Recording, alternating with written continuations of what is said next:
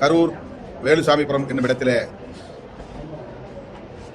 கூட்ட நெரிசலில் சிக்கி 41 பேர் கட்சியை சார்ந்தவர்கள் என்று எண்ணாமல் ஒரு கொடும் துயரத்தில் கடும் நெரிசலில் சிக்கி மாண்டு போன கொடும் துயரத்தில் பலியானவர்கள் என்கிற அடிப்படையில் அவர்களுக்கு நாங்கள் வீர வணக்கம் செலுத்தி இருக்கிறோம். பாதிக்கப்பட்ட அவர்களின் குடும்பத்தினருக்கு விடுதலை சிறுத்தைகள் கட்சியின் சார்பில் தலா 50,000 வருகிற 11ஆம் தேதி வழங்க உள்ளோம். தமிழ்நாடு அரசு 10 லட்சம் ரூபாய் இழப்பீடு வழங்குவதாக அறிவித்திருக்கிற நிலையில் அதனை மேலும்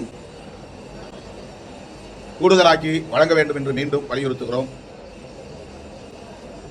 பாதிக்கப்பட்டவரின் குடும்பத்தில் ஒருவருக்கு தலா ஒருவருக்கு அரசு வேலைவாய்ப்பு வழங்கவும் முன்வர வேண்டும் என்று வலியுறுத்துகிறோம். இந்த கொடுந்துயரில் பலியானவர்களுக்கு நீதி கிடைக்க வேண்டும் என்பதை கடந்து இதை வைத்து அரசியல் ஆதாயம் தேடுவதற்கு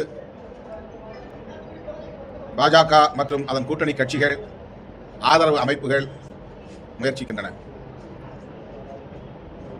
இது எந்த வகையிலும் ஏற்புடையதல்ல.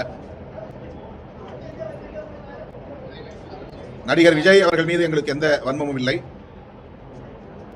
அவரை கைது செய்ய வேண்டும், சிறைப்படுத்த வேண்டும் என்று நாங்கள் வலியுறுத்தவில்லை. ஆனால்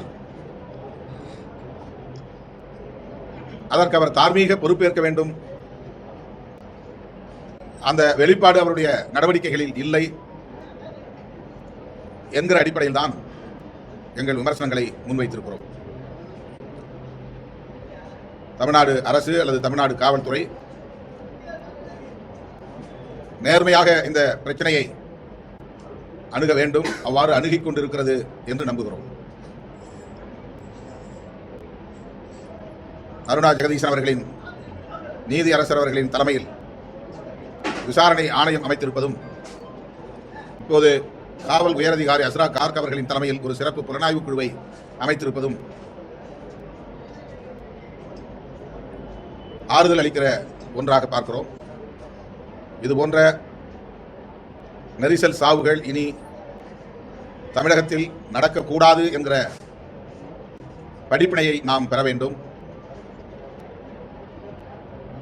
இது விஜய் அவர்களுக்கு மட்டுமல்ல, பொது வாழ்க்கையில் உள்ள ஒவ்வொரு அரசியல் கட்சி தலைவருக்குமான ஒரு பாடம் என்று விடுதலை சிறுத்தைகள் கட்சி கருதுகிறது.